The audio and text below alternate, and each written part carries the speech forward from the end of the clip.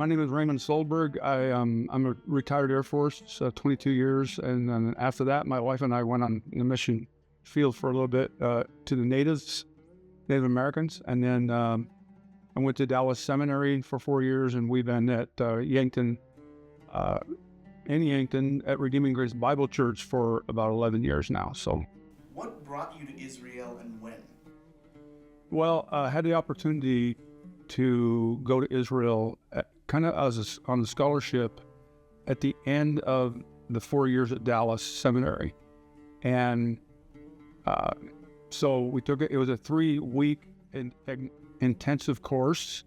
Actually, we were going from morning till night, and we took buses from north to south, east to west, and we had the opportunity to ride alongside master's seminary students as well. So had a lot of fun. It was a good time, actually. What were some landmarks you visited during your time there? Well, a lot of the landmarks. The first thing that night when we landed, went to see the temple. So that was the first place I remember visiting beside the airport up to Jerusalem, from Tel Aviv to Jerusalem. But saw the temple. I made sure I went and saw that night. And then the next day we just started getting on buses, and we went everywhere. We saw, we had tours of the old city, the city of David, which is near the temple there. And then we went to Bethlehem and Nazareth and Caesarea Philippi and all the way up to Tel Dan, which is the northern section, where there's altars up there, old altars up there. And then Beersheba, and so really everywhere. We went to the Jordan Valley.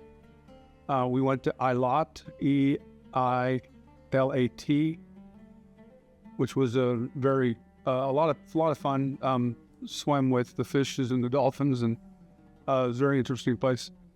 And just about everywhere you could go. There's a few places that we couldn't go because of some difficulties. What were some of those places that you couldn't visit? Well, we could visit up north on the northern side of Israel, but only to an extent because of some difficulties they were having along the northern lines there with Lebanon and Syria there. But the one place that I wanted to go was Hebron, and we couldn't visit Hebron. We went to Bethlehem, but there was only it was kind of a contained tour, if you will, there in Bethlehem. We could visit Nazareth, but it was a little iffy at times as well. But the two places, like I said, was Hebron. It was closed because of some difficulties. And then also Joseph's tomb, which is in the valley up north in Samaria. So those two places we wanted to visit, but we couldn't. So I think you already answered this, but could you go into more depth about what Jerusalem was like? Well, Jerusalem actually is a tale of two cities, I think, today. One is the modern Jerusalem, and then you have the old city.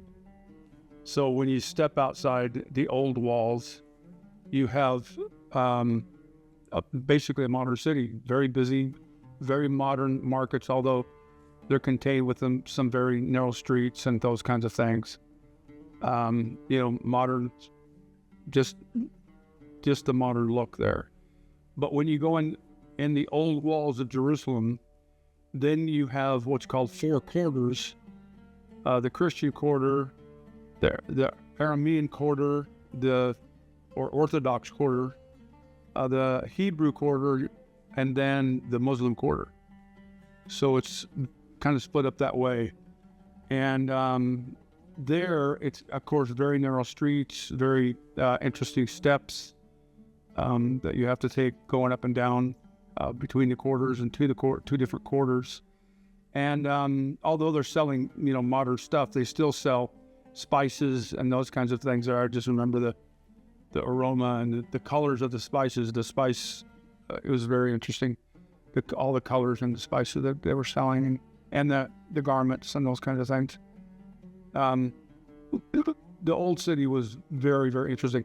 You could walk, and we did walk the whole, well, not the whole wall, but the whole wall, most of the wall around this, if I remember right, the northern and eastern side of you can climb up the wall and then walk certain portions of that, and that was pretty interesting. And then along with that, of course, is the Kidron Valley, which is on the east side, and it's a very narrow valley. It's called the Valley of Jehoshaphat in the Bible, and it's the one that Jesus went to. It's only mentioned one time in the New Testament. The one that he was arrested in. It was very dark, and that's the one that David crossed, running from his son Absalom to, as well. And then we went to, of course, the Mount of Olives, which is across from the Kidron Valley, and very interesting, 2,000-year-old olive trees. Very interesting. A bit of a sensitive question. Were there any dangers you faced in your visit, given the geopolitical situation that surrounds Israel? No, actually, we heard gunshots when we were up north, but it was probably just practicing. They said they're probably just practicing on the Palestinian, actually the outside of Israel there, and we can see the flags flying in the distance. But we were really in no danger. The Hebrews, the Jews, have a very good system of keeping their tourists safe, because that's what they want. And of course, there's just certain areas that you generally can't go, that they're walled off. And then there's areas that when they are become problematic, and that's what happened when in Hebron. We got news that morning that there was some problems in Hebron, and we were told not to go there. We were on our way there, and we were told not to go. So they did a really good job. The security there did a really good job of keeping us safe. Would you have any advice for anyone who wants to visit Israel? Well, so one thing, if you like the Bible in any way, shape, or form, you really should go, because it really puts in perspective much of the Old Testament, and then, of course, Jesus and all what the disciples went through. But you really get a perspective of how small it is. And when the Lord talks about the enemies that surround them, they're on every side. You just get a real perspective of how small it is, and the daunting task of keeping that place secure. And but the beauty of it too, even if you're not a biblical interested in the Bible, then just the beauty and the distance between the mountains and the sea is real small, and yet it's spectacular. The changes between the sea. I'm talking about the Dead Sea and the Mediterranean Sea and the Sea of Galilee, and then Eilat, which is down, leads to the Red Sea. So it's just really very, very interesting, because you go from desert to olive groves and the beach within just an hour or two.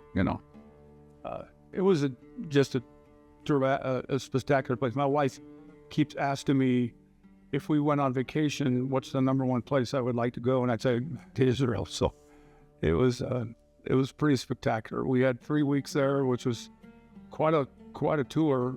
And we were going all the time. We went to Masada. Masada was awesome. We climbed the snake path. I climbed the snake path up before sunrise, and we saw the sunrise over the Dead Sea. So that was really spectacular. Something to be experienced. Well, I suppose that wraps up my end of this. I want to thank you again for taking time out of your day to conduct this interview. Yeah. Well, thank you. Appreciate it.